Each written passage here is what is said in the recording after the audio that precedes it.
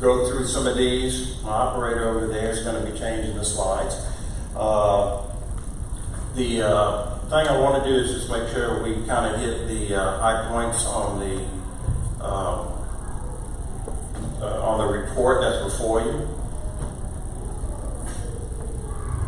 I get my system working here. All right, you can go ahead. Let's go ahead and go to the assumptions. The assumptions are similar to what we've had in the past. These are what the report is assuming are going to take place as we move forward on the projections. There's a number of them. You can read them through on yourself rather than taking up some time. One thing, though, that I think is important to note right now is that we really don't know what the long-term effects of the COVID-19 pandemic are going to be. We'll get into it a little bit, but school year 2020 is the first year you've actually seen a decrease in overall enrollment. And that's really unusual, and I'm attributing that to some of the repercussions from the lockdown and the pandemic. It's going to bear diligence as we move forward, though, to see what the long-term effect may be with regards to that. Okay, go to the next one. All right, the cohorts that we look at, I look at your historical enrollments by school, by grade. We started with the 2018-19 school year and went through your actuals on your 2020-2021. Those give me the core part of my cohorts. From there, we adjust that formula as necessary. I do want to make a note at the bottom of those slides. You'll see the page number that it references. You don't have a copy of the PowerPoint in front of you, but I can tell you what page it is. You can see it on the screen as well. The cohorts are in the methodology on page 3. All right, Mr. Keith. Back up one. There we go. All right, one of the things that took a while getting this done is the fact that you had a number of changes that have taken place over the last several years.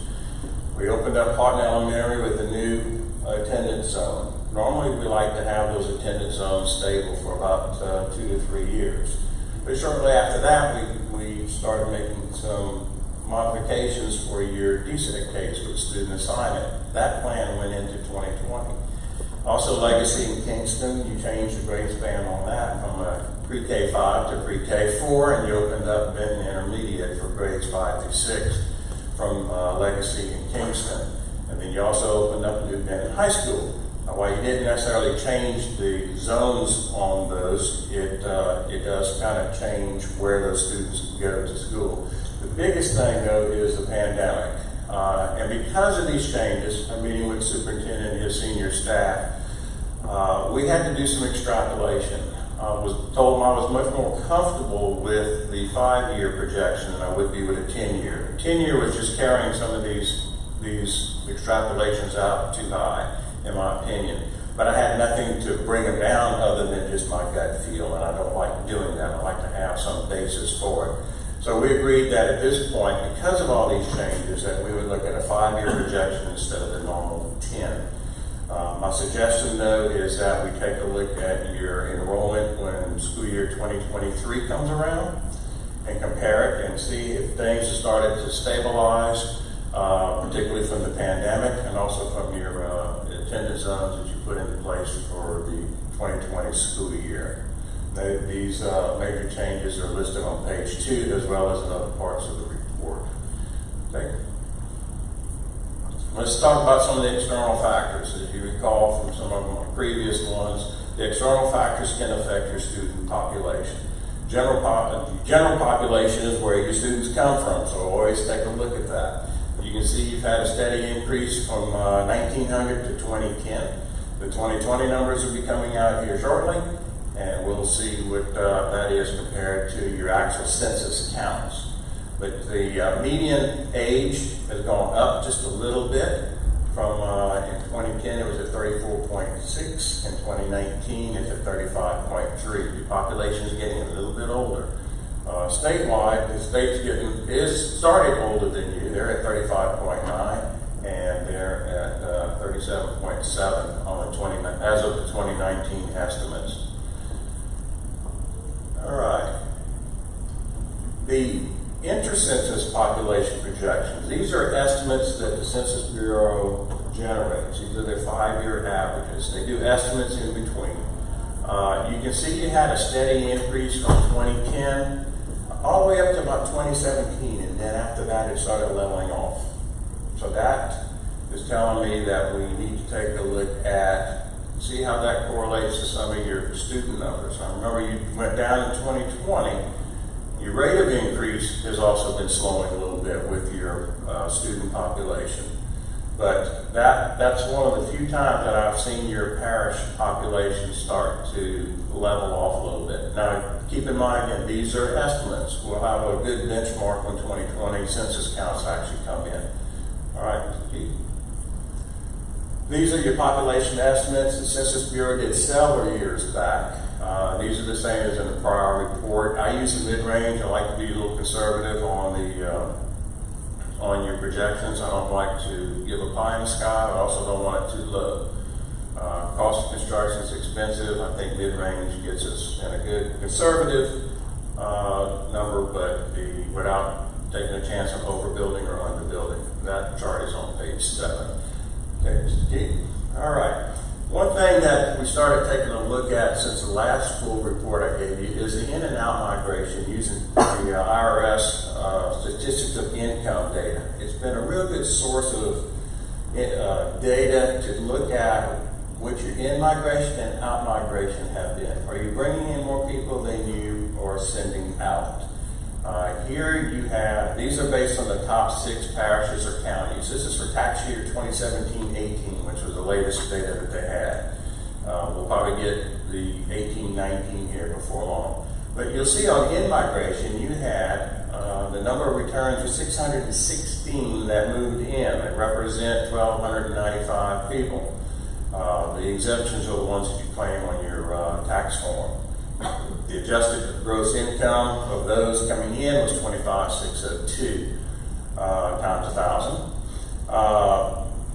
Out migration, though, you see you have 2,151 that left the parish. So you had more leaving the parish than you had coming in. That represented 4,300 people with an adjusted gross income of 84,000. So you have some coming in not earning as much. You have more going out that earned more than you had coming in. So the net loss to the parish in that income is about 58.7 million in the aggregate. You had a net loss of 1,535 households. Let's go to the next page. On page 9, you'll also see from the Federal Reserve, I pulled data from theirs. That also mirrors that same thing that we're seeing with IRS data. You can see where you've had a dip, and then it's picked back up, and then toward the end of 2017, it dropped off. You recall the general population chart started leveling off in 2017. The IRS data is showing that you have more going out than coming in. Federal Reserve's data that they bring in is also showing in 2017 you've had a decrease. Okay, let's go to the next one. All right, let's take a look at some of the characteristics of the ones coming in. I'll look at this because we wanted to make sure that the people coming in are typically your core family age that generally has school-age children. So on your parish population of 125,000, you had, within the parish, you had 5.7% of that move. Within the parish, 3.1% from a different parish and 2.9% came in from a different state. Your parish median age is 35.7. Those that were moving within the parish, though, had an average age of 28.7. From a different parish, 26.2, and from a different state, 24.7. So you have a relatively young population, childbearing years, that generally are going to produce some students for the district. I attribute some of this to the movements with Barksdale Air Force Base personnel, as well as some of the ancillary businesses that have and operations that have sprung up around that typically attract young professionals. Okay. Go to the next one. All right, so overall, we're seeing the rate of growth diminished a little bit for the last 2 to 3 years. I think that is some of what we're seeing in your student population right now. COVID definitely has skewed a little bit of that. But overall, you're holding your own. It's just that rate of growth is not the same as what you've been seeing earlier. From, like, say, 2008 to about 2016. And we're seeing fairly steady increases on that. Okay, Keith, let's take a look at the next one, which is the economic factors. You've been doing real steady on your economy. We haven't seen a real big change where it's going gangbusters, bringing people in or pushing people out. But what's real evident, though, if you take a look at that chart, is when the pandemic was declared. A really big drop. Good thing is, though, you're steadily increasing. You're getting close to where the levels were that you had before, and it's taken a little bit of time to get there, but you can definitely see where that has dropped. Okay, we'll go to the next one. That's also reflected in your employment. You'll see your employment counts have been running very, very steady, all the way up until the pandemic time. Then it dropped. Now it's starting to slowly pick back up. So that's a good thing. You at least start to recover. I think you're going to see more recovery when some of the unemployment benefits start running out and people are going to be more active in the job market looking for jobs. So that's why it's a little slow coming up. But it's been really, really steady. So that bodes well. It means you're not driving people out of the parish. Okay, we'll go to the next one. These are your employment by industry. You'll see that education, healthcare, and social assistance are your major categories, your major employers. That's on page 15 of the report. By far the largest employer. Then you have arts, entertainment, recreation, which is not unusual considering the casinos and other operations over here. And then you'll see it goes all the way down into IT has the least number of people that are employed. In the report, I have the numbers as well as that chart, so you can actually see what the counts are. All right, Mr. Norwood. Okay, so you've been going real steady on your employment. It's been a lot of skilled jobs, which is generally good, bodes well for the income. The main thing, though, is the COVID-19. Now with the Delta variant out there and some of the talk about the increased number of infections, we don't know if there's going to be a second round of lockdowns or activities that may curtail what's been happening over the past couple of months since we've been recovering from it. It's just really a real big unknown at the moment. If they start going back into the tiers where you start to limit the number of people that can be at restaurants and casinos and things like that, it's going to have an impact. That's those conclusions on page 15. Okay, Mr. Norwood, let's go to housing. Housing is a real good indicator of what's going on. This is on page 16. You've been doing really well. We've been continued expansion, but it peaked in 2017. The rate of growth peaked in 2017 until 2019, where we had a pretty good sized jump. Recall that when we did the planning for Houghton Elementary, we had several subdivisions that were expected to be built out in North Houghton, and we accounted for that, and they ended up being put on hold for various reasons. That may be reflected also in some of these estimated numbers that perhaps developers were seeing things that us lay people may not have necessarily seen, but you did flatten out in 17. Looks like you're picking up in 2019. One of the things, and we'll look at it on the next slide here in a second, is the vacancy. We want to be able to track what our vacancies are, because when you have a high level of vacancies, it puts a drag on the market. You'll see that your occupied housing for the total housing units is going up from 2010 from 45,215 to 49,377 in 2019 estimated. But also look at your vacancy. Your vacancy started at 4,100 in 2010 and now that's 7,500. So you got a lot of vacant houses that are on the market as well. go ahead and roll the next slide. You'll see what the percentages are with regard to the ratio of occupied houses to vacant houses. Occupied is houses that people are actually living in, not a house that's on the market and whatnot. Vacant is a house that nobody lives in. And one of the things that's concerning me a little bit at this point is that you were at 9.1% ratio back in 2010. You're at 15% now, based on the estimates. It's not a huge change. It's just something that we're going to want to keep track of, because when you really start getting up into the 20s and 30s on vacant houses, it really puts a big drag on your real estate market. Yes, sir. If I could, I'm not questioning your data at all, but I know what I've been told, and I suspect others up here have heard the same thing. Namely, if you ever wanted to sell your house, now is the time to sell it. The realtors are telling me they just do not have an inventory to sell. Anything that is for sale, it's gone, and gone quickly. I've had a couple of neighbors who have sold their homes regrettably recently, and they didn't last any time. We seem to give some validity to what some realtors and some business people have been telling.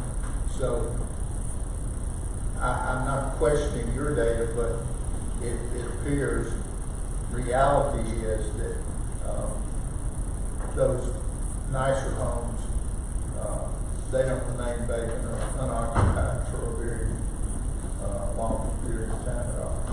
And actually, if we take a look on the next slide, it's going to go exactly what you're saying. Now, you see, vacancies can be houses that may not be in really good shape. We don't have what the characteristics are on there, although we can get those. But the overall thing though is just the percentages. I think it just bears watching. You can go to the next slide. I think it's going to go to exactly what you were talking about. This is the other thing we look at, which is the median number of days on the market.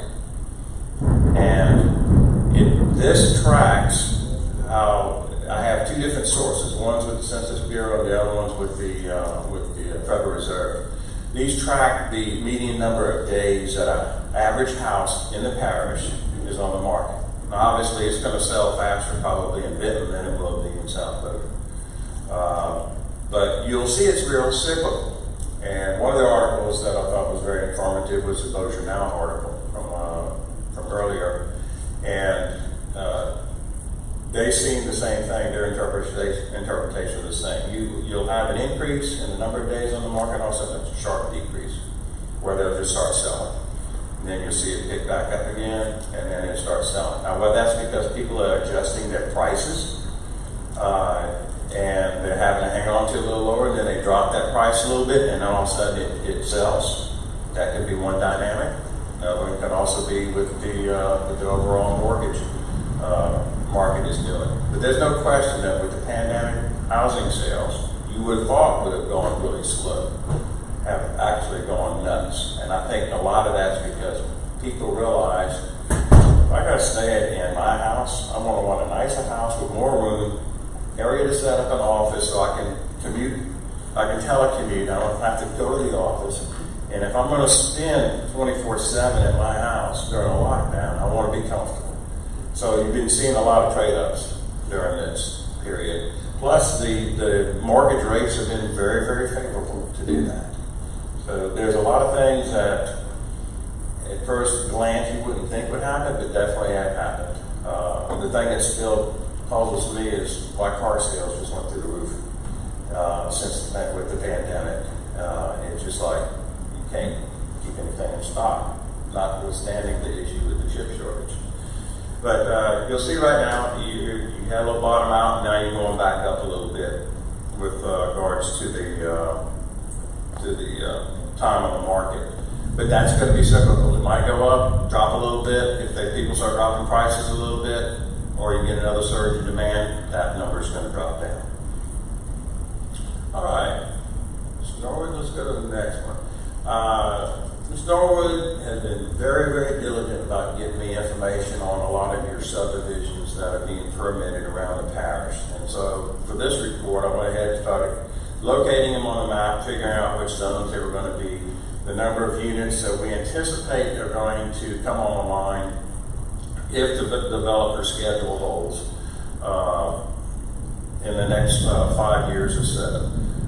So this is not every subdivision, but these are the major ones that we've been able to collect information on.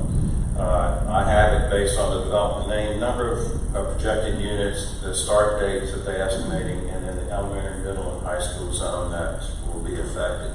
The big ones are the preserve at Parkway. We have Belmere that's going to feed into Benton, Willow Heights will feed into Benton, Canal Place will feed into Airline, and Kane's Landing number 1 is going to feed into Airline. Those are the big ones that are over 100 units. The preserve, for example, when they fully build out, that's going to be about 332 for that particular phase of the development. Belmere is 287. Canal Place is at 124. Willow is at 132. And Kane's Land at 115. Now, some of these are just the first of several phases. We'll pick up those phases. If they complete these and sell the houses, you should start seeing some change in your student enrollments.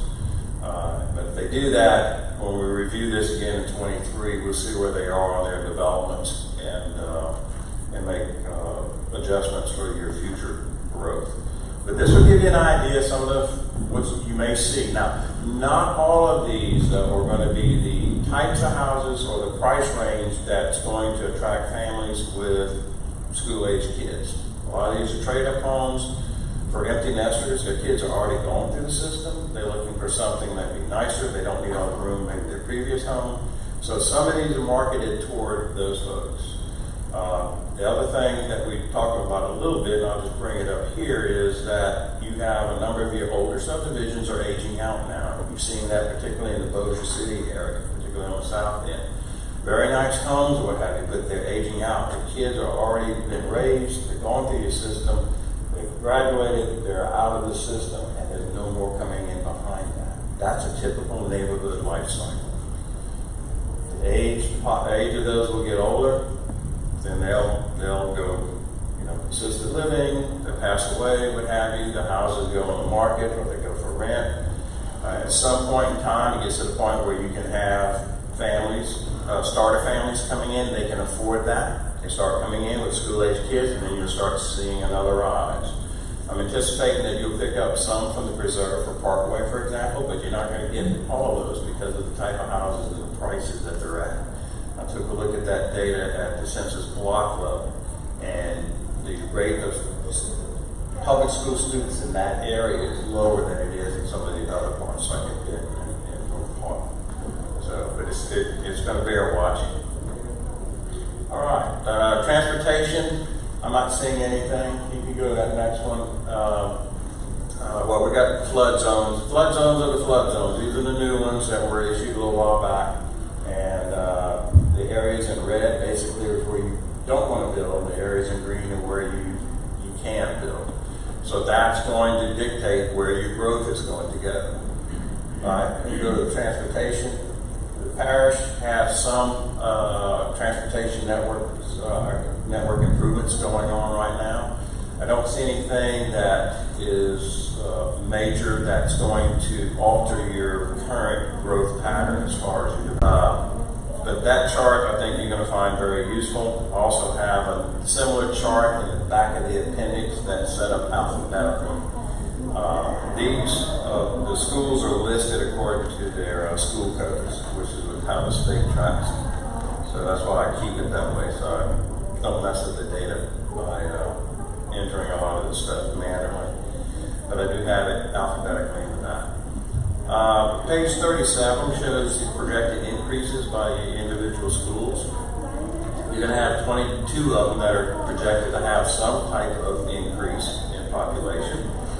Again, a lot of the big ones are going to be in the Benton area. But you have others, like Apollo is going to be looking to grow, and Central Park, the projections on that are for it to grow as well. Partly we're expecting to grow because of these new subdivisions coming online. And of course, Kingston and Legacy are expected to grow as well as the Intermediate and some of the others. Sun City is going to grow some from the preserve, because that's the zone that they pick up from. So we're expecting them to grow some with that.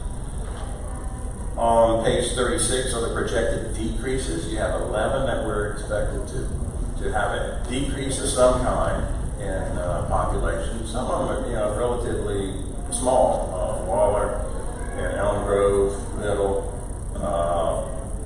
Kerr. I mean, you're talking about 60 to 70 students over the entire grade span they have. So you might be talking about 8 to 10 kids by the time we get to 2025. That you'll have fewer than you had in 2020. The other thing we want to look at on the next slide is, one thing I look at, because we experienced in Lafayette Parish when I was on the board there, or whether you had any increased population within your K-12, pre-K-12 grade span. As you see in blue, these are your 2020 numbers by grade, are relatively level. We're projecting that level will continue by 2025. If you had looked at Lafayette parishes back in the 80s and 90s, you would have seen almost like a bell curve for a 4-year period, where for some reason or another, we just had a huge number of kids coming in within a 4-grade block. And as that bubble moves through, it's causing issues with having a number of classrooms, music instruments, tourism instruction, band uniforms, athletic uniforms. It was quite a thing to have to manage from a board standpoint. Fortunately, you don't have that. So I do take a look at it, just so if there is an issue with that, we know how we can emergency plan accordingly. All right, we'll go to the conclusions. We'll go ahead and wrap this up. You're expected to grow mostly in the central part of the parish, between 220 and I-220 in the community and the North Barton area. We're seeing mostly in South Logier, we're starting to get some age out, but at least you have some development to kind of help change that, or help mitigate that, I should say. You're looking at about 2,300 more students over the next 5 years across the parish. The stability of those grade levels will make you planning a lot easier from a facility and staffing standpoint. And then lastly, we're just going to have to keep an eye on what's going to happen with COVID-19. It's affected a lot of school districts that I work with, and it's affected a lot of them nationwide. We just kind of to watch and see how things work with regards to that. The appendix has each of the individual schools by grade, by number, and also a chart associated with that. That's for each of the schools. I grouped them by feeder zone. The last part has a chart with the functional capacity and all that in alphabetical. And the very last is a little quick facts thing that I started including from the census. It includes some data that I don't necessarily cover in our report, but it's just kind of good data to look at and get a handle on which general demographics look like. So with that, I will close this up so you can get on with the rest of your committee meeting unless you have additional questions. I will be available at some of these future meetings when we start doing planning for reapportionment. If we want to carve out some time to discuss any of this, we can do that as well. Mike, thank you so much. As always, more information than we can grasp this quickly, and thank you for your report, which we will be able to take on and review. Ms. Carey, could you be certain that Mr. Newman and Mr. Bass each get their copy? Some of this information is, quite frankly, for me, is shocking. When I look at the impact on some of these schools, if these projections are correct, we're looking at a necessity of additional school facilities. We're not going to be able to avoid it. So I think it's imperative that everyone have access to this data. And Mr. Heffer will look forward to discussing this further, and certainly we'll look forward to seeing you as we approach redistricting. Sounds real good. I also will have a PDF copy of that exact report available. I'm going to send it into the superintendent's office tomorrow. So that can be posted on the website as well as distributed to y'all electronically and whoever else is interested in looking at it. Thank you very much. Appreciate Any it. other questions? Thank you, sir. Moving right along, agenda item number 3, Parkway High, update on the board member request regarding, actually, it's football goal post. How street lighting got in there. I spoke with Mr. Newman, who made this request, and he wasn't so interested in the lighting as he was. It was my understanding that's been addressed and taken care of.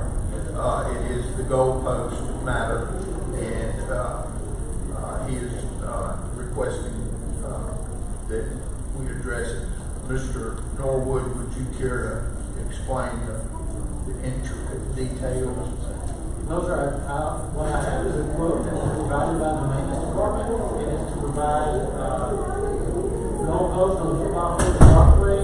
The total cost is $17,224, and that does include installation.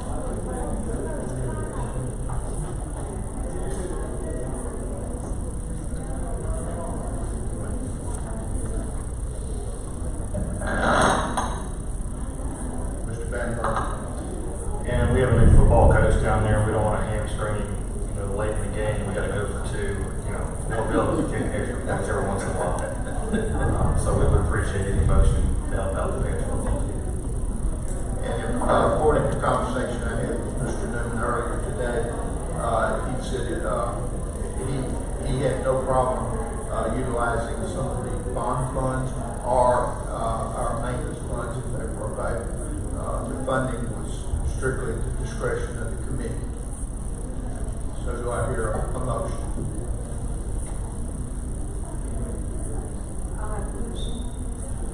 Motion by Ms. Brotherton that we approve the erection of the goalpost. Second by Mr. Wiggins. Any questions or comments? Ms. Brotherton and then Ms. Smith.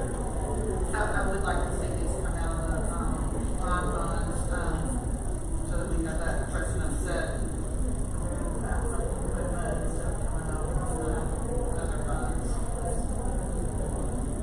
The other comment I had is Mr. Baker, I believe, can go along with this. My understanding from Mr. Newman is that when Parkway was built, there was never any goalpost put at the practice field. That's correct. Never was put there. That's what I was. So they have nowhere for the kicker to practice kicking. And I don't know why in the past it hasn't come up. It's going to be interesting. I don't know. But that was my understanding that never was. And I know that the schools that have been built since, even like the middle school, have had goalposts to put in the practice field. And I think that's what, am I correct? Is that right? Yeah, you're correct. I guess we had lights in the middle of the grass field with the goalposts. So we'll appreciate the goalposts. And those will be utilized not solely for football, but also they will be incorporated into the soccer program. So they'll be multi-use. We have a motion from Ms. Brotherton. Would you amend that motion to note that the funding would be from the bond construction funds? Sure. Do I hear a second? Second by Mr. Wiggins. All in favor, please vote. Any opposed? If not, unanimous. Moving on to item number 4, 2021 Elm Grove HVAC change order, and presented by Mr. Norwood and Mr. Rozier. Thank you, sir. This year we are having unprecedented supply line issues. We're experiencing that to some extent on many of our jobs, but with these summer projects with a very short timeline, if one large product can be delivered, it totally throws off the schedule. We were informed just within the last 2 weeks that the air conditioners for Elm Grove had been repeatedly delayed in the dates they were given for delivery. And And the last date that was given to us was the end of August, which is impossible, of course, because school starts sooner than that. In an effort to keep things moving, the contractor had already taken the existing units off the roof. And so our only option to have air conditioning for when school starts at Elm Grove is to put those units back on until the new units come in, which is supposed to happen in the end of August. And we don't have to be scheduled for installation. So our recommendation from the engineer is to reinstall those units. And we reviewed this proposal, and the cost is $108,000 plus or minus. And we believe this is what would be necessary to have air conditioning for the start of school, put those units back on and restore their function. The funds are available within the source of funding that you allocated because we've got good bid results, we have a good contractor, and we think that this is all legitimate and it is essentially something that's beyond their control. We have not had this scenario before in the project, but we think that what we need to do is get your permission through this change order tonight to put those units back on at Elm Grove. We are not having that issue at Green Neck, which is a different supplier. The air conditioners are being installed currently, so this is only at one of the two schools. Mr. Norwood, thank you for your comments. There was one report that I saw that indicated the Elm Grove units were not even in production. Has that now changed and they are now in the production line? I have not received word on that. I don't know if Mr. Roger has any updates. I don't have, but he's been also tracking that. I do not have any information on any production yet.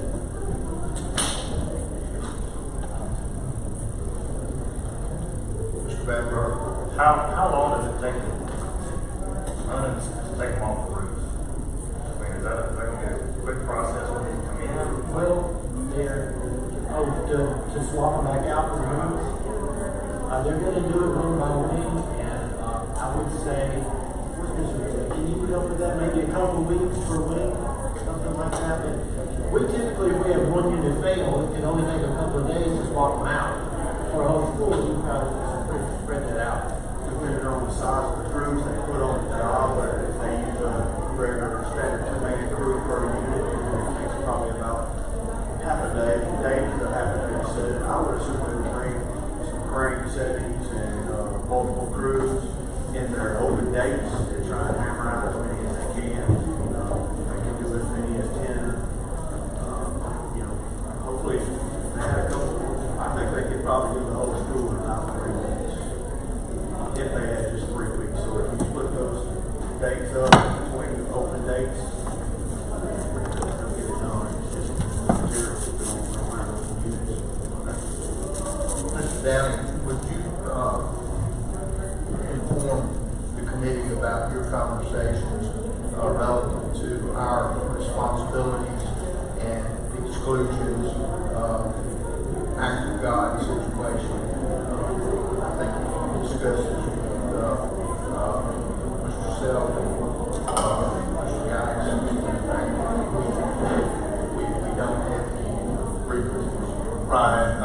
The term, Mr. Noel, what was the term that was used? One of the terms is force majeure. And according to Mr. Self and Evan Alvarez and Mr. Geis, this is an anomaly that is beyond the control of the contractor. And the fact that we're up against a rock and hard spot with hard place with Elm Grove Middle.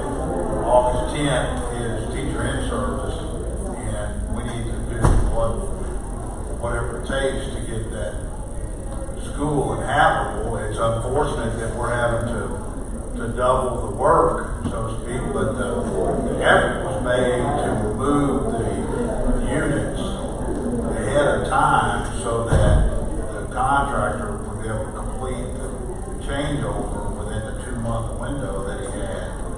We had no idea at the time that it would backfire and we would have a problem with delivery or manufacturing, but it's consistent with everything else that's going on all over the country with manufacturing whether it be steel, wood, CDL drivers, any type of factories, unemployment benefits are still in effect, and people can't hire workers.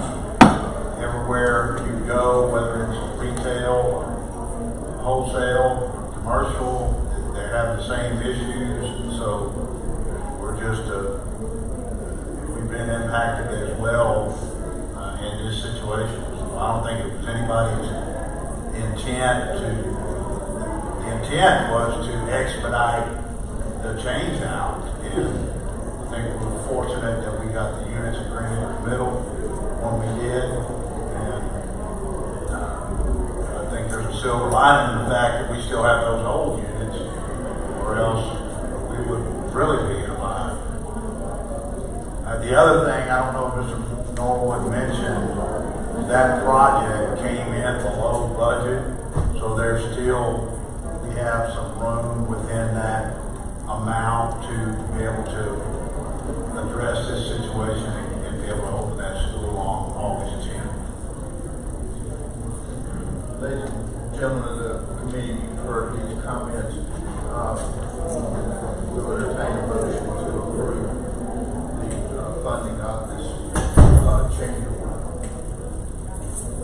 Make a motion to approve the change. Motion, Mr. Dean, second by Mr. Brotherton. All in favor, please still signify. Unanimous. Thank you, Mr. Rodgate, Mr. Norwood. Mr. Norwood? Thank you, sir. I'd like to jump to the motion on the last item first, since we're short on time, and then go back to Mr. Babineau's report, if that's your pleasure. That's fine. Could you check and see if your mic's on?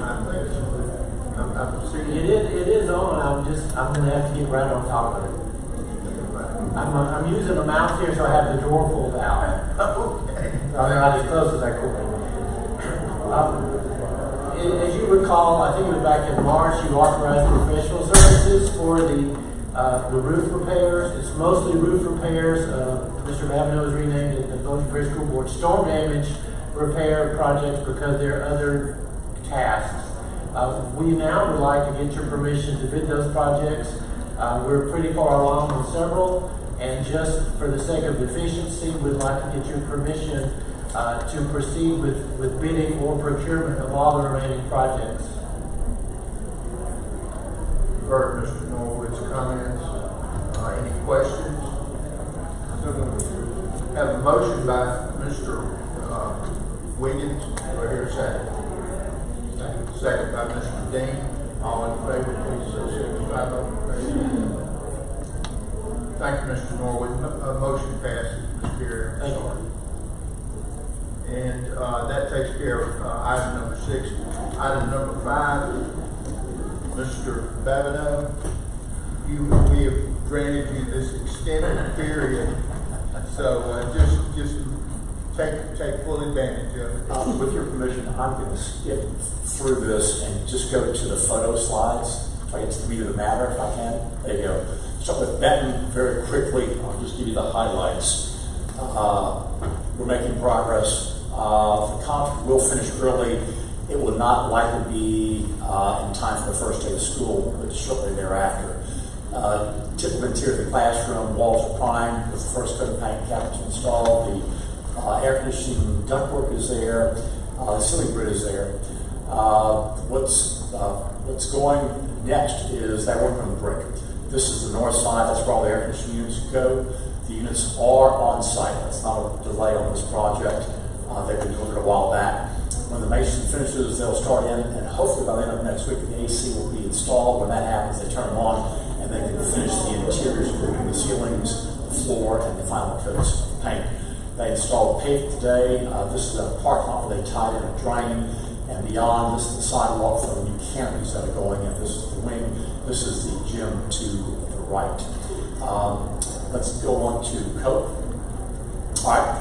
Coat is substantially complete. It was actually finished about 4 weeks ahead of schedule. This is the finished plat.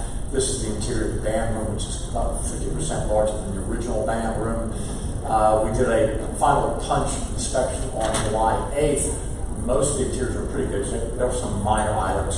There is some rework we've asked to do on the site. Got a little more cleanup to do, a little more grading, and it's got to replant the grass. It won't be paid until that's done, however. Let's go to Houghton real quick. These are progress photos. This top photo is from this morning.